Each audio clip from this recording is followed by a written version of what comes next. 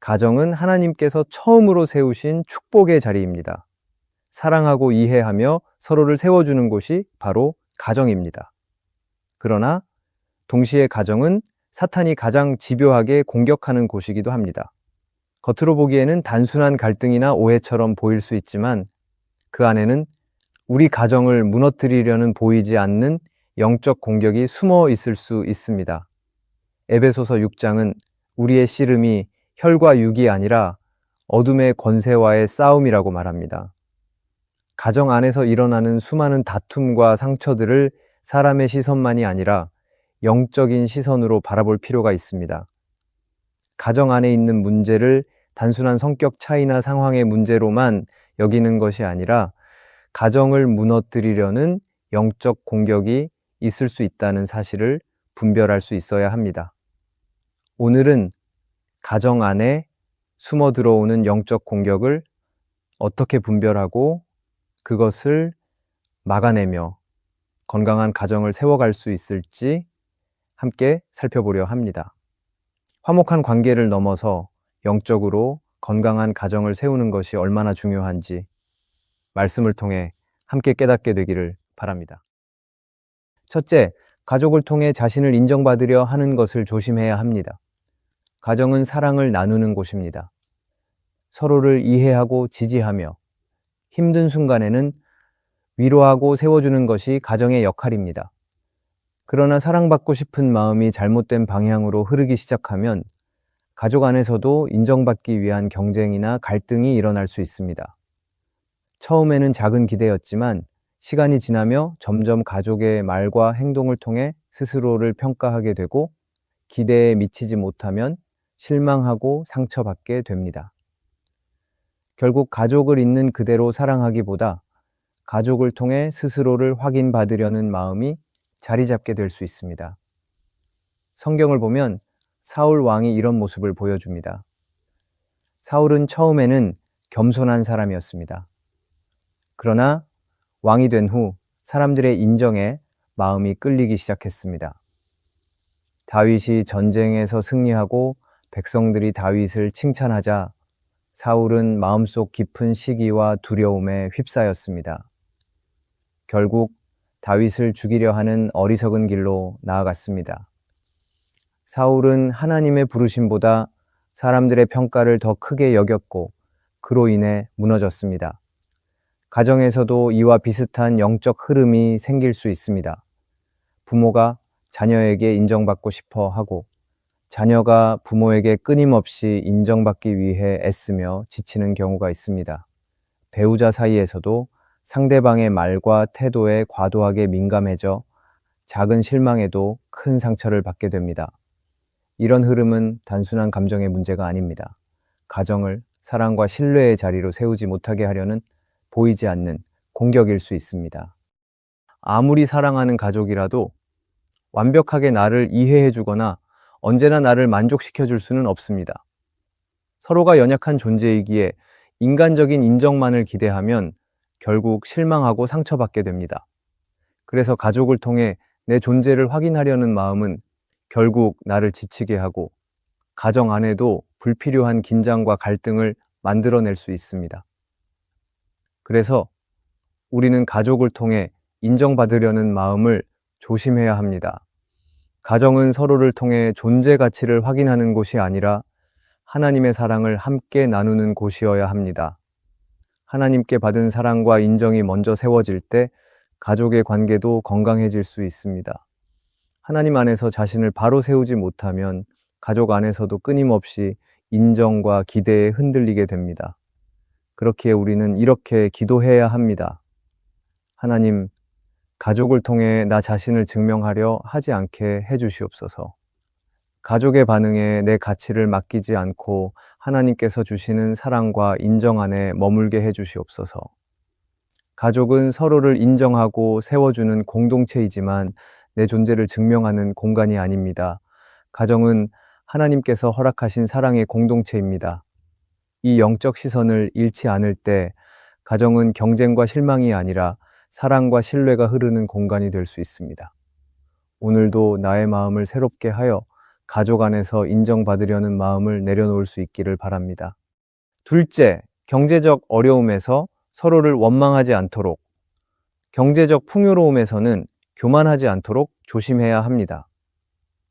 가정 안에서 경제적인 문제는 눈에 보이지 않는 긴장과 갈등을 만들어내기 쉽습니다. 생활이 빠듯하고 미래에 대한 불안이 커질 때 가족들은 서로의 마음을 다치게 하는 말을 쉽게 내뱉게 됩니다. 누구는 책임을 더 크게 느끼고 누구는 자신의 힘든 마음을 제대로 표현하지 못한 채 상처를 품기도 합니다. 작은 오해와 서운함이 쌓이면 경제적인 어려움은 단순한 문제를 넘어 가족 사이를 멀어지게 만들 수 있습니다. 경제적인 어려움은 서로를 탓하고 원망하고 이런 말을 할 수 있습니다. 당신이 제대로 하지 않아서 이렇게 된 거야. 조금만 더 노력했으면 이런 일은 없었을 텐데. 이런 말들이 오고 가면서 가정 안에는 불신과 분노가 자라나게 됩니다. 그러나 문제의 본질은 서로를 탓하는 데 있지 않습니다. 사탄은 어려움에서 마음을 지키지 못하고 그 틈을 이용해 가정 안에 분열과 실망을 심어 놓으려 합니다. 그래서 가정에 경제적인 문제가 있을 때 이것을 단순히 돈의 문제로만 보는 것만이 아니라 영적인 시선으로 바라보아야 합니다. 반대로 경제적으로 여유가 생기고 풍요로워졌을 때도 마찬가지입니다. 가진 것이 많아질수록 감사보다 당연함을 느끼게 되고 하나님을 찾는 마음이 점점 흐려질 수 있습니다. 서로를 향한 겸손한 마음도 무뎌지고 작은 충고나 부탁에도 쉽게 불편해지는 마음이 생길 수 있습니다. 재정의 풍성함에 대한 은혜를 기억하지 못하고 교만이 자리 잡기 시작하면 가정은 점점 하나님의 중심에서 멀어지게 됩니다. 이스라엘 백성의 역사는 이를 잘 보여줍니다.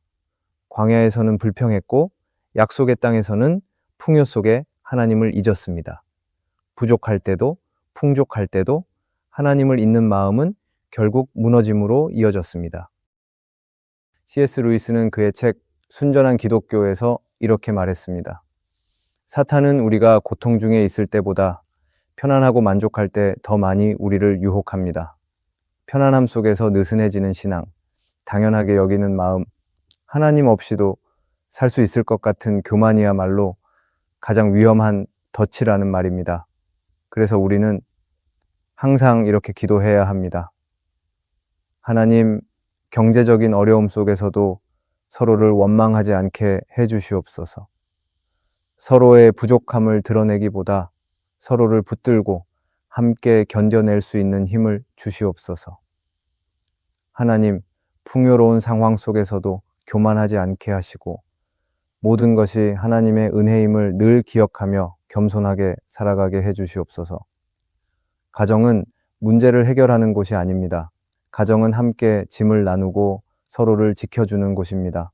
어려울 때는 손을 잡고 함께 버텨야 하고 잘 될 때는 함께 무릎 꿇고 감사해야 합니다. 상황이 어떻든 하나님을 바라보는 마음과 서로를 향한 사랑이 변하지 않을 때 가정은 세상의 어떤 공격도 이겨낼 수 있습니다. 오늘 또 경제적 상황에 휘둘리지 않고 하나님께 뿌리를 내린 건강한 가정이 세워지기를 소망합니다. 셋째, 가정 안에 정죄하는 분위기가 있지 않도록 조심해야 합니다. 가정은 하나님께서 세우신 사랑의 공동체입니다. 서로의 약함을 감싸주고 넘어졌을 때 손을 내밀어 다시 세워주는 곳이 바로 가정입니다. 그러나 언제부터인가 가정 안에 정죄하는 분위기가 스며들기 시작하면 사랑은 점점 사라지고 비난과 실망만이 남게 됩니다. 가족 중 누군가의 실수나 부족함이 드러났을 때 그것을 품고 이해하려 하기보다 쉽게 비난하고 정죄하는 마음이 생기지 않도록 조심해야 합니다. 만약 정죄가 있다면 시간이 지날수록 가정에서 마음의 거리는 멀어지고 서로를 향한 신뢰와 사랑은 점점 약해질 수밖에 없습니다. 정죄의 문제는 작은 것도 크게 만드는 것입니다. 정죄는 한 번의 실수를 오래 기억하게 하고 말 한마디가 깊은 상처로 남게 만듭니다. 처음에는 왜 또 저럴까 하는 작은 실망이지만 반복되면 서로를 향한 믿음이 무너질 수 있습니다. 정죄로 인하여 편안해야 할 가정이 점점 긴장되고 차가운 공간이 되어버릴 때 사탄은 그 틈을 이용해 가정을 더욱 흔들어 놓습니다. 성경을 보면 요나의 이야기가 떠오릅니다. 요나는 하나님께서 니느웨로 가서 회개를 선포하라고 하셨을 때 순종하지 않고 도망쳤습니다. 결국 하나님의 부르심을 따라 니느웨로 가기는 했지만 니느웨 사람들이 회개하고 하나님의 용서를 받았을 때 요나는 오히려 화를 냈습니다. 요나는 자신이 보기에 그들이 용서받을 자격이 없다고 여겼고 하나님의 긍휼을 기뻐하기보다 판단하고 정죄하는 마음에 사로잡혔습니다. 오늘 우리의 가정에도 이와 같은 모습이 스며들 수 있습니다. 가족의 실수나 부족함을 보았을 때 이해하고 품어주기보다 마음속으로 평가하고 판단하는 경우가 많습니다. 몇 번을 말했는데 또 저러네. 도대체 언제 철이 들까? 이런 생각이 쌓이면 사랑은 점점 식어가고 서로를 향한 기대마저 사라질 수 있습니다. 그러나 가정은 완벽한 사람들의 모임이 아닙니다. 서로의 연약함을 품어주고 하나님의 은혜로 함께 자라가는 곳입니다. 가정 안에 정죄하는 마음은 단순한 성격의 차이 때문만은 아닐 것입니다. 가정을 사랑의 자리로 세우지 못하게 하려는 영적인 공격일 수도 있습니다. 사탄은 작은 서운함을 부풀려 서로를 멀어지게 만들고 상처를 끊임없이 들추어 서로를 정죄하게 만듭니다. 그래서 가정 안에서 정죄의 분위기가 시작될 때 우리는 즉시 깨어 있어야 합니다. 그리고 이렇게 기도해야 합니다. 하나님, 우리 가정 안에 정죄하는 마음이 자라지 않게 해주시옵소서. 서로의 실수와 약함을 볼 때마다 비난하는 대신 이해하고 품을 수 있는 넉넉한 마음을 주시옵소서. 서로를 세워주고 격려하는 가정이 되게 하여 주시옵소서. 가정은 서로를 평가하고 무너뜨리는 곳이 아니라 서로를 붙들어주는 곳이어야 합니다. 넘어졌을 때 손을 잡아 일으켜 세워주고 실패했을 때 다시 기대를 품어줄 수 있는 공간이 되어야 합니다. 가족 안에 정죄가 아니라 은혜가 흐를 때 가정은 진정한 안식의 자리가 될 수 있습니다. 오늘도 우리 가정 안에 하나님의 사랑이 흐르기를 소망합니다. 서로의 실수를 덮어주고 넘어짐을 품어주며 하나님의 은혜를 기억하는 따뜻한 공동체가 되기를 기도합니다. 가족을 정죄하는 대신 하나님의 마음으로 바라보고 서로를 세워주는 사랑이 넘치는 가정이 되기를 바랍니다. 넷째, 가정 안에서 영적인 무관심이 있지 않도록 조심해야 합니다.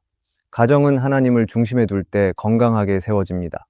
가족끼리 아무리 잘 지내고 서로를 아껴도 하나님을 향한 믿음이 흐려지기 시작하면 가정은 천천히 힘을 잃게 됩니다. 그래서 가정 안에서는 단순히 사이가 좋은 것으로 만족할 것이 아니라 하나님과 함께 걷고 있는지 계속해서 살펴야 합니다. 영적인 무관심은 조용히 서서히 찾아옵니다. 특별히 심각한 문제가 있어 보이지 않지만 조금씩 기도의 시간이 줄어들고 말씀을 가까이 하는 마음이 약해지기 시작합니다. 바쁘다는 이유로 예배를 소홀히 하고 신앙에 대해 이야기하는 것이 어색해지면 어느새 하나님을 향한 마음이 가정 안에서 점점 사라지게 됩니다. 그리고 이런 상태가 오래 지속되면 가정은 영적으로 메마르게 되고 결국 위기 앞에서 쉽게 무너질 수 있습니다. 성경을 보면 사사기의 시대가 이런 모습을 잘 보여줍니다. 사람들이 하나님을 잊어버리고 각자 자기 마음대로 살아가던 시대였습니다. 하나님 없이 살아가려는 모습은 처음에는 자유롭고 편해 보일 수 있습니다. 그러나 결과는 혼란과 아픔뿐이었습니다. 가정도 하나님 없이 스스로 잘 살아갈 수 있을 것 같아 보이지만 시간이 지나면 서서히 영혼이 지치고 관계가 약해지기 시작합니다. 가정 안에서 영적인 무관심이 시작될 때 나타나는 가장 큰 특징은 신앙적인 대화가 점점 사라진다는 것입니다. 서로를 사랑하지만 하나님에 대해서는 이야기하지 않고 삶의 고민은 나누지만 믿음에 대한 고민은 꺼내지 않습니다. 주일에 예배를 드려도 주중에는 하나님을 찾지 않는 시간이 길어집니다. 신앙이 일상의 중심이 아니라 한켠으로 밀려나는 것입니다. 이것이 바로 영적인 무관심의 시작입니다. 처음에는 조금 바쁘니까 어쩔 수 없지라고 생각할 수 있습니다. 하지만 그렇게 한 번, 두 번 신앙의 자리를 미루다 보면 하나님께 드리는 마음은 점점 식어버리고 맙니다. 그리고 그 틈을 사탄은 놓치지 않습니다. 하나님과 멀어진 가정에는 세상의 걱정과 두려움이 쉽게 들어오고 서로를 향한 신뢰와 사랑도 점점 메말라가기 시작합니다. 그래서 우리는 깨어 있어야 합니다. 가정 안에 신앙이 살아있도록 힘써야 합니다. 가족과 함께 기도하고 짧은 시간이더라도 말씀을 함께 나누고 서로를 위해 축복하는 작은 기도를 이어가야 합니다. 완벽할 필요는 없습니다. 중요한 것은 하나님을 향한 마음이 가정 안에 살아있도록 지키는 것입니다. 가정을 위해 이렇게 기도하기 바랍니다. 하나님, 우리 가정 안에 영적인 무관심이 자리 잡지 않게 해주시옵소서. 바쁜 일상 속에서도 하나님을 잊지 않고 작은 순간에도 주님을 찾을 수 있게 해주시옵소서. 가족 간의 대화 속에서도 신앙이 숨 쉬게 하시고 함께 기도하며 하나님의 뜻을 나누는 가정이 되게 해주시옵소서. 오늘도 우리 가정이 하나님을 중심에 모시기를 소망합니다. 영적인 무관심에 빠지지 않고 언제나 깨어 기도하며 하나님의 은혜를 기억하는 가정이 되기를 간절히 바랍니다. 하나님께서 주시는 생명의 힘으로 우리 가정이 날마다 새로워지기를 기도합니다. 가정은 하나님께서 가장 소중히 여기시는 자리입니다. 하나님은 가정을 통해 사랑을 배우게 하시고 서로를 통해 하나님의 은혜를 경험하게 하십니다. 그렇기 때문에 사탄은 가정을 무너뜨리기 위해 끊임없이 공격합니다. 겉으로는 작은 갈등처럼 보일 수 있지만 그 뒤에는 가정을 흔들려는 보이지 않는 영적 전쟁이 있다는 사실을 잊지 말아야 합니다.